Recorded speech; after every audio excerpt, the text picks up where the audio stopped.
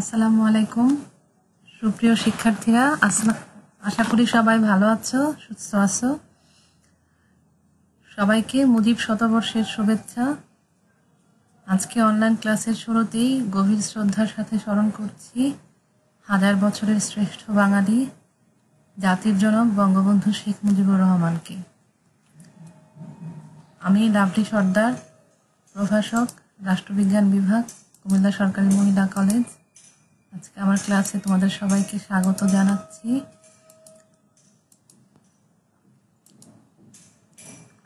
আজকে আমাদের ক্লাসের আলোচ্য বিষয় হচ্ছে সরকারের গঠন কাঠামোর শাসন বিভাগ ও বাংলাদেশ এই বিষয়ে পৌরনীতি ও সুশাসনের প্রথম পত্রের 7ম অধ্যায়। শাসন বিভাগ ও বাংলাদেশ এ বিষয়ে আমাদের আলোচ্য বিষয়সমূহ হচ্ছে সরকারের বিভাগসমূহ, শাসন বিভাগের সংজ্ঞা, শাসন বিভাগের গঠন প্রণালী, শাসন বিভাগের নিয়োগ, শাসন বিভাগের ক্ষমতা ও কার্যাবলী, শাসন বিভাগের ক্রমবর্ধমান ক্ষমতা বৃদ্ধির কারণ, আইনসভার ক্ষমতা হ্রাস ও শাসন বিভাগের ক্ষমতা বৃদ্ধির কারণ এবং আইনসভা কর্তৃক শাসন বিভাগকে নিয়ন্ত্রণ। প্রথমে আমরা আসি সরকারের বিভাগ কয়টি। বাংলাদেশের বর্তমান আইন ও বিচার ব্যবস্থা ভারতীয় উপমহাদেশে প্রায় 200 বছরের ব্রিটিশ শাসনের কাছে বহুলাংশে ঋণী। এটি বিভিন্ন পর্যায় অতিক্রম করে একটি ঐতিহাসিক প্রক্রিয়া হিসেবে পর্যায়ক্রমে বিকাশ লাভ করেছে। সরকারের 3টি বিভাগ বা অঙ্গ হচ্ছে লেজিসলেচার বা আইন বিভাগ, এক্সিকিউটিভ বা শাসন বিভাগ এবং জুডিশিয়ারি বা বিচার বিভাগ। তাহলে সরকারের বিভাগ হচ্ছে 3টা। এই 3টা বিভাগের মাধ্যমে সরকার তার সামগ্রিক দায়িত্ব পালন করে।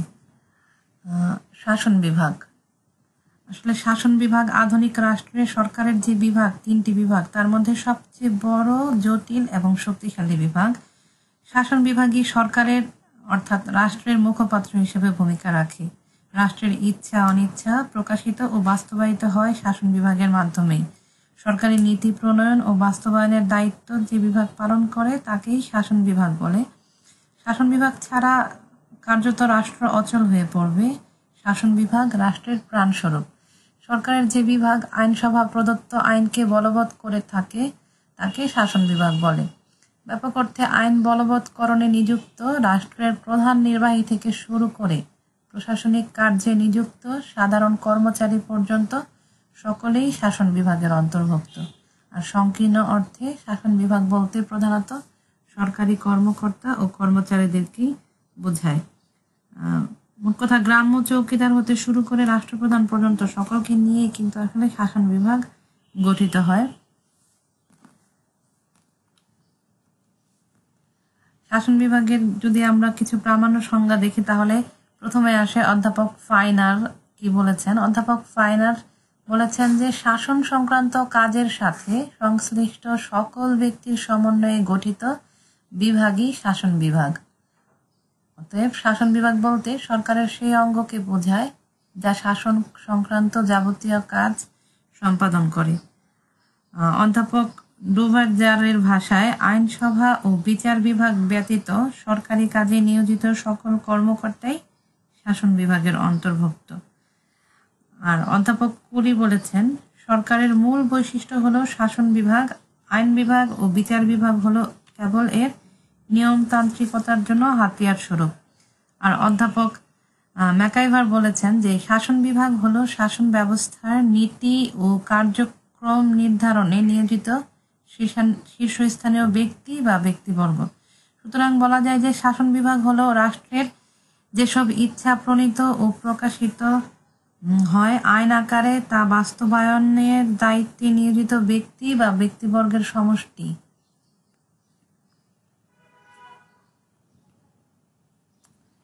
এবার আমরা আসি শাসন বিভাগের গঠন প্রণালী নিয়ে।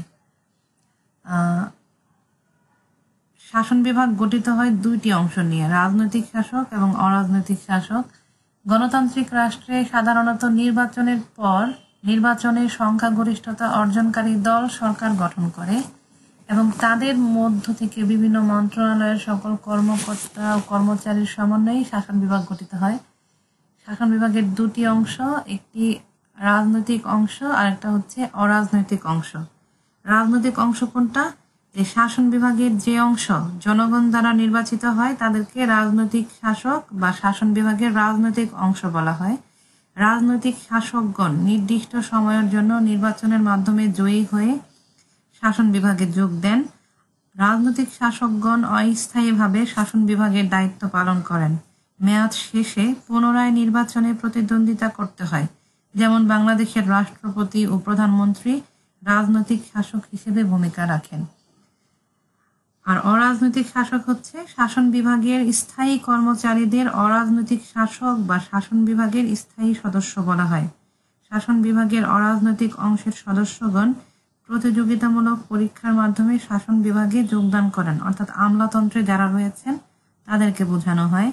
এদের সাথে রাজনৈতিক কোনো সম্পর্ক নেই। যেমন বাংলাদেশের সরকারি কর্মকর্তা ও কর্মচারীগণ, স্থায়ী সরকারি কর্মকর্তাগণ আমলা নামে পরিচিত, তাদেরকে নিয়ে আমলাতন্ত্র গঠিত হয়।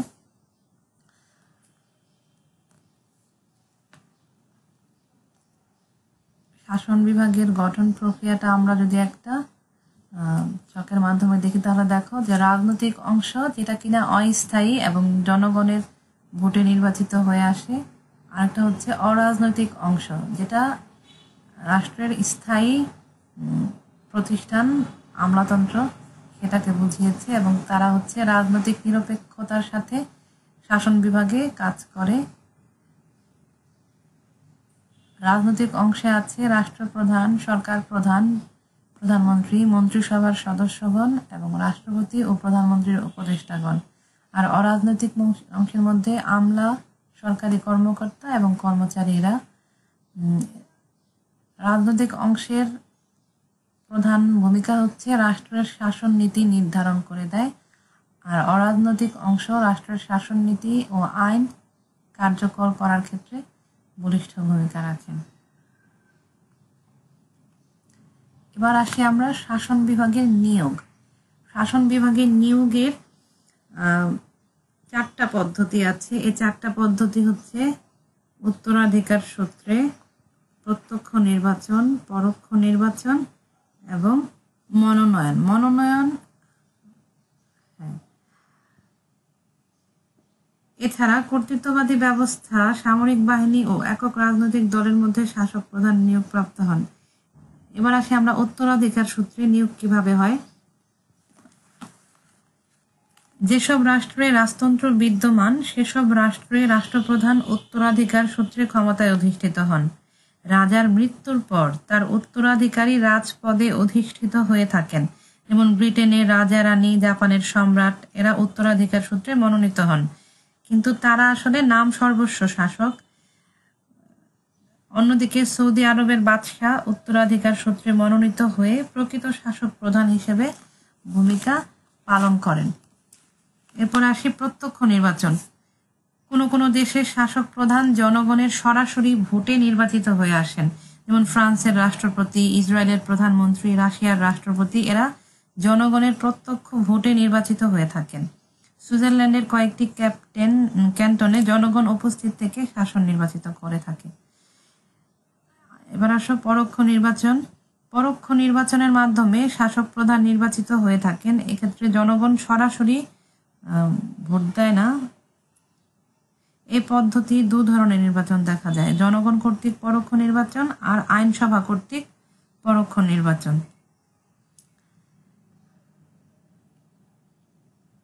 আচ্ছা, পরোক্ষ নির্বাচনে জনগণ কর্তৃক হচ্ছে কোনো কোনো রাষ্ট্রে জনগণ কেবল শাসক প্রধান নির্বাচনের জন্য একটি মধ্যবর্তী সংস্থা নির্বাচিত করে থাকে এবং সেই মধ্যবর্তী সংস্থা কর্তৃক শাসন প্রধান নির্বাচিত হয়ে থাকেন। যেমন মার্কিন যুক্তরাষ্ট্রের রাষ্ট্রপতি নির্বাচিত হয়ে থাকেন জনগণ কর্তৃক নির্বাচিত মধ্যবর্তী সংস্থা ইলেকটোরাল কলেজ, সেটার মাধ্যমে। এবার আসি আমরা যে আইনসভা কর্তৃক কিভাবে হয়। কোনো কোনো রাষ্ট্রে আইনসভা কর্তৃক শাসন প্রধান নির্বাচিত হয়ে থাকেন। বাংলাদেশ ও ভারতের রাষ্ট্রপ্রধান আইনসভা কর্তৃক নির্বাচিত হন। যারা যে রাজনৈতিক দল নির্বাচনে সংখ্যাগরিষ্ঠ আসন লাভ করে বা নির্বাচিত সংসদ সদস্যরা ভোট দিয়ে তারপরে রাষ্ট্রপতি নির্বাচিত করেন এই ব্যবস্থায়। এর পরের পদ্ধতি হচ্ছে মনোনয়ন। রাষ্ট্রের ঊর্ধ্বতন কর্তৃপক্ষ কর্তৃক শাসক প্রধান মনোনয়নের ব্যবস্থা রয়েছে। ভারতের প্রদেশসমূহের প্রধান রাজ্যপাল বা গভর্নর রাষ্ট্রপতি কর্তৃক মনোনীত হন।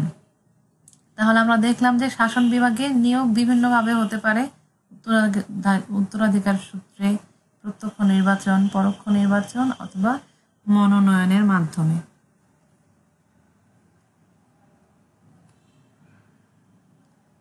শাসন বিভাগের কার্যকাল এক এক দেশের কিন্তু এক এক ধরনের হয়। যেমন 2005 সালের পূর্বে ফ্রান্সের পঞ্চম প্রজাতন্ত্রের রাষ্ট্রপতির মেয়াদ ছিল 7 বছরের, আর রাশিয়া, ব্রাজিলের রাষ্ট্রপতিগণ 5 বছরের জন্য নির্বাচিত হয়ে থাকেন।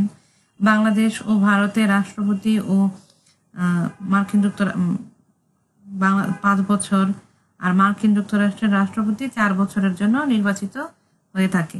তাহলে রাষ্ট্রের শাসক প্রধানের কার্যকাল আসলে রাষ্ট্রভেদে বিভিন্ন ধরনের হতে পারে। এবার আমরা আসি শাসন বিভাগের ক্ষমতা ও কার্যাবলী।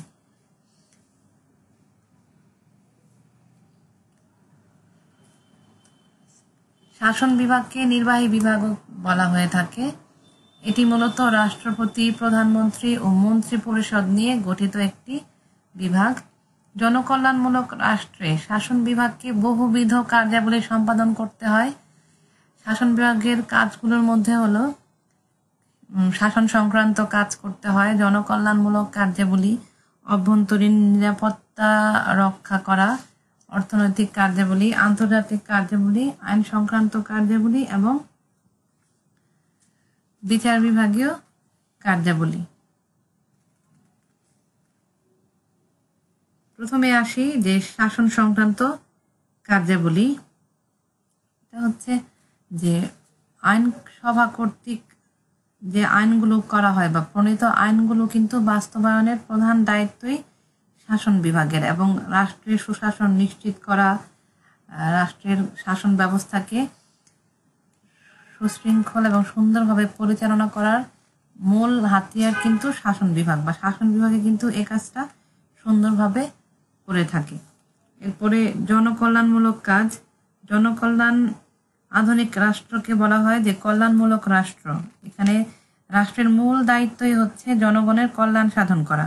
জনকল্যাণমূলক রাষ্ট্রের ধারণা সরকারের কর্মপরিধিকে বহুগুণ বাড়িয়ে দিয়েছে এবং শাসন বিভাগের ক্ষমতাও বৃদ্ধি করেছে।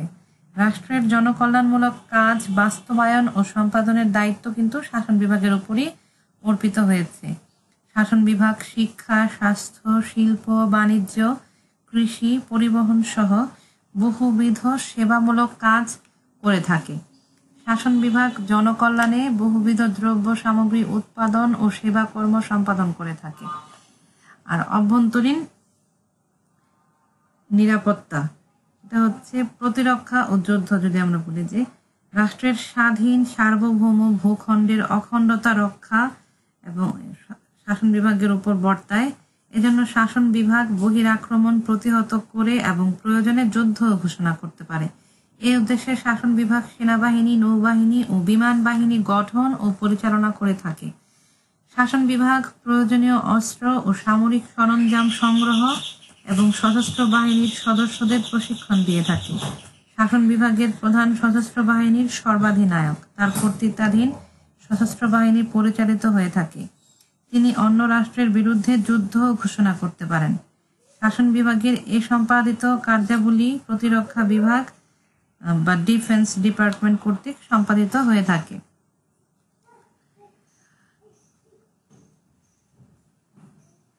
এবার আসি আমরা অর্থনৈতিক কার্যাবলী। আধুনিক রাষ্ট্রে সরকারের আয়তন ও কাজের পরিধি ব্যাপকভাবে বৃদ্ধি পেয়েছে।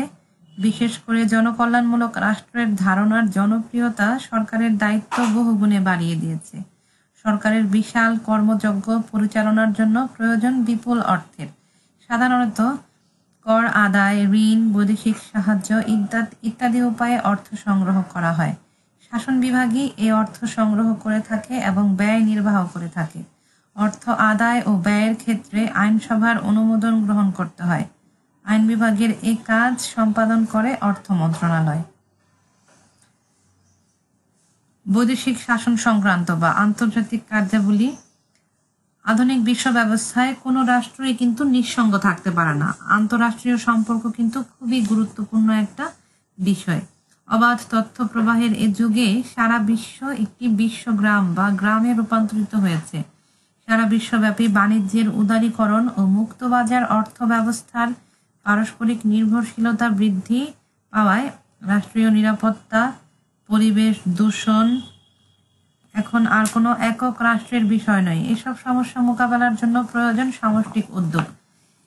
এজন্য বিশ্বের রাষ্ট্রসমূহ সমষ্টিগত উদ্যোগের মাধ্যমে সম্পর্ক ও যোগাযোগ বৃদ্ধি করে নিরাপদ, দূষণমুক্ত, ক্ষুধামুক্ত, সমৃদ্ধ বিশ্ব ব্যবস্থা প্রতিষ্ঠা করতে বদ্ধপরিকর। এবং এই আন্তঃরাষ্ট্রীয় সম্পর্ক ও যোগাযোগের দায়িত্ব পালন করা কিন্তু পররাষ্ট্র সংক্রান্ত যে কাজ, সেটা কিন্তু শাসন বিভাগের উপরই ন্যস্ত। শাসন বিভাগ অন্য রাষ্ট্রের সাথে কূটনৈতিক সম্পর্ক স্থাপন, অর্থনৈতিক ও সামরিক চুক্তি সম্পাদন, বৈদেশিক নীতি নির্ধারণ, বিভিন্ন আন্তর্জাতিক সংস্থায় দায়িত্ব পালন এবং কূটনৈতিক প্রতিনিধি প্রেরণ ও গ্রহণ প্রভৃতি পররাষ্ট্র বিষয়ক দায়িত্ব পালন করে থাকে। এবার আইন সংক্রান্ত কাজ। শাসন বিভাগ আইন ও আইন বিভাগ সম্পর্কিত নানা দায়িত্ব পালন করে থাকে।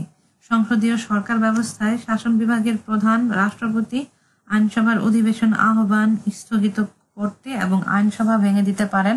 এছাড়া আইনসভার পাশকৃত বিলে রাষ্ট্রপতি অনুমোদন দিলে তা আইনে পরিণত হয়। সংসদীয় ব্যবস্থায় শাসন ও বিচার বিভাগের সদস্যগণ আইনসভার অধিবেশনে প্রত্যক্ষভাবে অংশগ্রহণ করে আইন প্রণয়ন ও নীতি নির্ধারণে নেতৃত্ব দান করে থাকেন। আইনসভা প্রণীত আইনের বিধি উপবিধি তৈরি করে থাকে শাসন বিভাগ। এছাড়া নির্বাহী আদেশ বলে শাসন বিভাগ আইন প্রণয়ন করে থাকে। রাষ্ট্রপতি শাসিত ব্যবস্থায় রাষ্ট্রপতি বাণী প্রেরণ বা ভাষণ দানের মাধ্যমে আইনসভার কার্যক্রমকে প্রভাবিত করতে পারেন। এবার আসি বিচার বিভাগ সম্পর্কিত কার্যাবলী। শাসন বিভাগ কিছু বিচার বিভাগীয় দায়িত্ব সম্পাদন করে থাকে। রাষ্ট্রপ্রধান বিচারকদের নিয়োগ দান করে থাকেন। রাষ্ট্রপ্রধান পণ্ডিত ব্যক্তিদের দণ্ড মওকুফ, হ্রাস বা স্থগিত করতে পারেন। কোনো কোনো দেশে শাসন বিভাগীয় কর্মচারীদের অসদাচরণ ও দুর্নীতির প্রভৃতির বিচার কার্য শাসন বিভাগই সম্পাদন করে থাকে।